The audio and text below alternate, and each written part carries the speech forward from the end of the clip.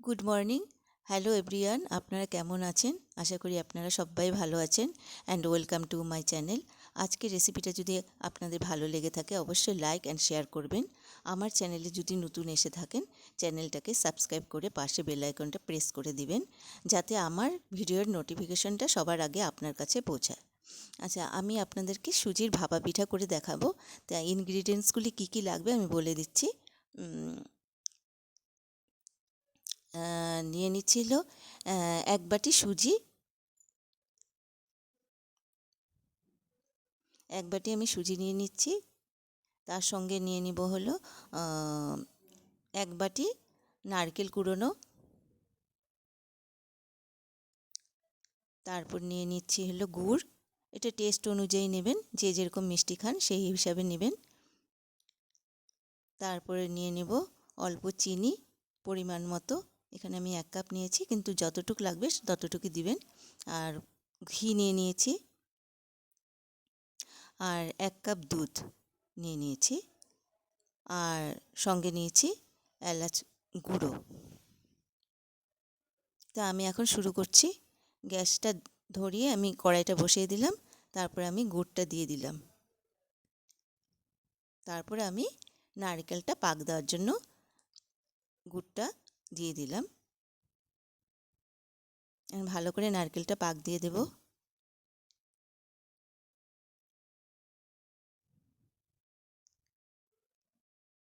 ভালো করে পাক হোক। তারপরে আমি এখন এলাচের গুঁড়োটা দিয়ে দিলাম আর অল্প ঘি দিয়ে দিলাম। এটা বাড়িতে করে দেখবেন, খুব ভালো লাগে খেতে। এখন পাকটা হয়ে গেছে, এখন নামিয়ে সাইডে রেখে দিলাম। এখন আবার কড়াইটা বসিয়ে দিলাম গ্যাসে, আর দুধটা দিয়ে দিলাম। দুধটা ভালো করে জাল দিতে হবে। জাল হয়ে গেছে, এখন আমি অল্প অল্প করে সুজি দিয়ে ভালো করে নেড়ে একটা ডোয়ে পরিণত করে নেব। গ্যাসটা কম আঁচে দিয়ে রাখবেন। আমি এখন ভালো করে আবার সুজিটা ভালো করে দিয়ে ভালো করে একটা ডো তৈরি করব।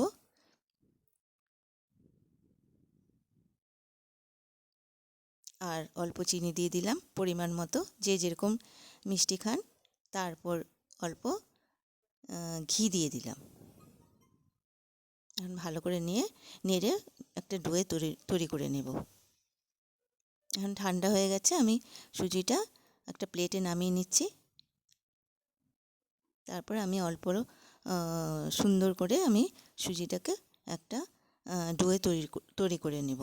হাত দিয়ে ভালো করে মেখে মোলায়েম করে। দেখুন কি সুন্দর একটা ডোয়ে তৈরি করে নিলাম। এখন আমি এটা ভালো করে বেলে নেব। আস্তে আস্তে আলতো হাতে আমি একটা ডো আস্তে আস্তে করে বেলে নেব। এখন ভিতরে আমি পুরটা দিয়ে দিচ্ছি নারকেলের, আর সাইডের বাড়তি দিকগুলো আমি কেটে দিচ্ছি।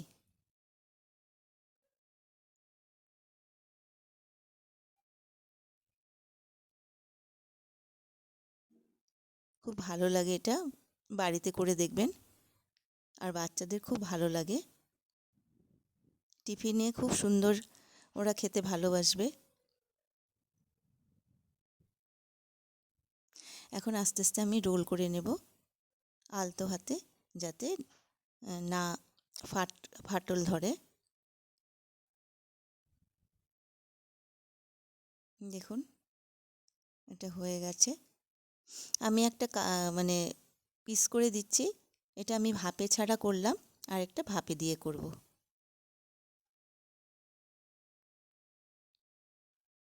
দেখুন কেমন হয়েছে, কি সুন্দর হয়েছে দেখুন।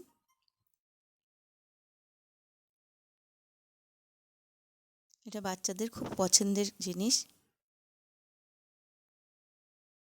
বড়রাও ভালো পাবে। বাড়িতে করে দেখবেন। দেখুন প্রত্যেকটা খুব সুন্দর হয়েছে। আর এখন আমি একটা ভাপে দিয়ে দেখব। আবার একটা রোল করে নিচ্ছি।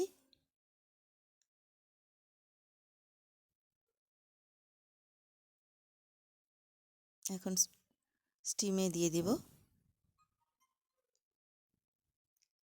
5-7 মিনিটের মতো স্টিম করে নিয়ে আমি পিস করে নিলাম। আলতো হাতে কাটতে হবে, নরম আছে একটু। আচ্ছা, গরমও আছে, এটা আলতো হাতে কেটে নিলে শেপটা সুন্দর থাকবে। দেখুন প্রত্যেকটা পিস ভালোই হয়েছে। কেমন হয়েছে আপনারা নিশ্চয়ই কমেন্টের মাধ্যমে জানাবেন, আর বাড়িতেও করে দেখবেন। দেখুন কেমন হয়েছে, বাড়িতে করে দেখলে বুঝতে পারবেন যে কতটা সুন্দর হয়। নমস্কার।